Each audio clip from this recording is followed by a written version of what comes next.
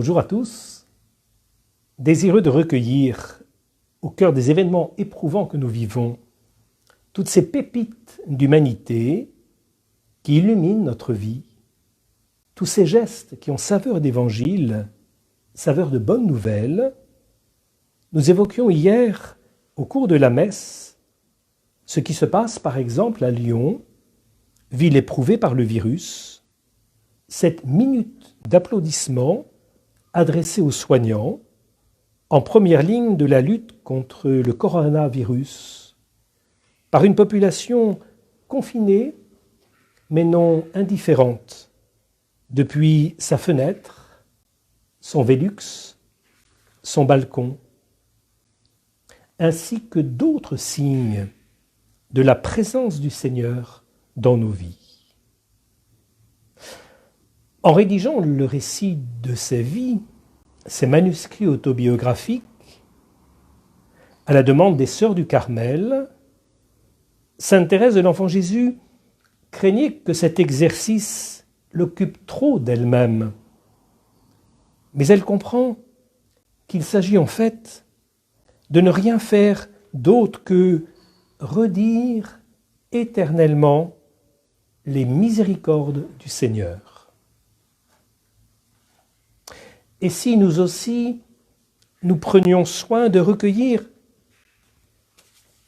toutes ces pépites d'humanité que nous percevons ou dont nous recevons les échos à travers les médias ou que nous voyons vivre autour de nous dans ces temps où nous vivons le confinement demandé.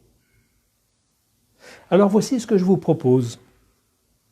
Profitant de ce moyen que nous donne Facebook, à travers vos commentaires, dont je vous remercie d'ailleurs, après chacune de ces journées, de ces méditations, de ces prières, de ces Eucharisties, merci de ces échos que vous nous donnez à votre propre découverte. Eh bien, y joindre tous ces petits signes d'espérance, tout simplement, et se les partager. Ils alimenteront notre prière. Ouvrons maintenant, comme nous en avons le projet, dans la maison de la famille Martin et dans cette chambre natale de Sainte Thérèse, ouvrant le témoignage de leur vie à travers leur correspondance, à travers leur histoire. Nous voudrions ce matin retenir un épisode peu connu de la vie de Sainte Thérèse au Carmel et qui trouve hélas aujourd'hui toute son actualité. À l'occasion d'une épidémie d'influenza, une terrible grippe qui a frappé la France et l'Europe au cours de l'hiver 1891-92, Thérèse nous en fait le récit. L'influenza se déclara dans la communauté. J'étais seule debout avec deux autres sœurs. Jamais je ne pourrais dire tout ce que j'ai vu, ce que m'a paru la vie et tout ce qui passe. Le jour de mes 19 ans fut fêté par une mort, bientôt suivie de deux autres. 3 sœurs âgées en effet emportées en 6 jours, et le reste de la communauté, c'est-à-dire les 20 autres sœurs, furent alitées, hormis 3 sœurs jeunes, dont sœur Thérèse de l'Enfant Jésus. Au cours de cet événement, elle, que certaines sœurs trouvaient encore un peu jeune, donne toute sa mesure. Et Mère Marie des Anges, maîtresse des novices, témoigne « Sœur Thérèse de l'Enfant Jésus se multiplia alors près des sœurs malades et mourantes, ainsi qu'à la sacristie, avec un calme, une présence d'esprit et une intelligence qui n'était point ordinaire. Notre supérieur, M. de la Troette, qui avait été si hostile à son entrée, en fut frappé. Il entrevoyait, dès lors, en cet enfant, un sujet de grande espérance pour l'avenir de la communauté.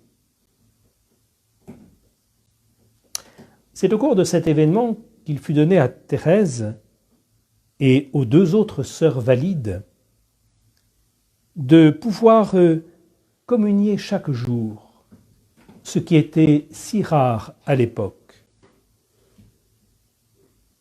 Ainsi, des grâces accompagnent les épreuves que nous devons traverser, et cette force d'âme se révèle chez Thérèse, elle qui écrivait au lendemain de sa conversion, le soir de Noël 1886, qu'elle avait retrouvé la force d'âme qu'elle avait perdue à 4 ans et demi, et que c'était pour toujours qu'elle devait la conserver.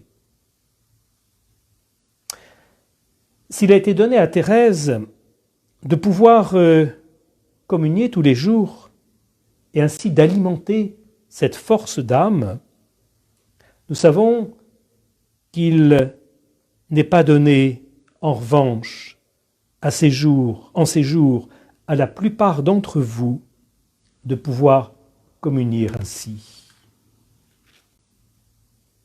Tout à l'heure, à travers la prière que le pape François a proposée pour cette communion spirituelle, pour ceux qui ne peuvent accéder à l'Eucharistie, nous nous unirons à cette démarche tout intérieure. Mais en n'oubliant pas ce que je vous invitais tout à l'heure, de partager aussi à travers Facebook tous ces petits gestes de vie qui nous nourrissent. Nous aurons l'occasion de pouvoir, par ce moyen-là aussi, vivre notre communion spirituelle, celle qui alimente en nous la force de notre âme.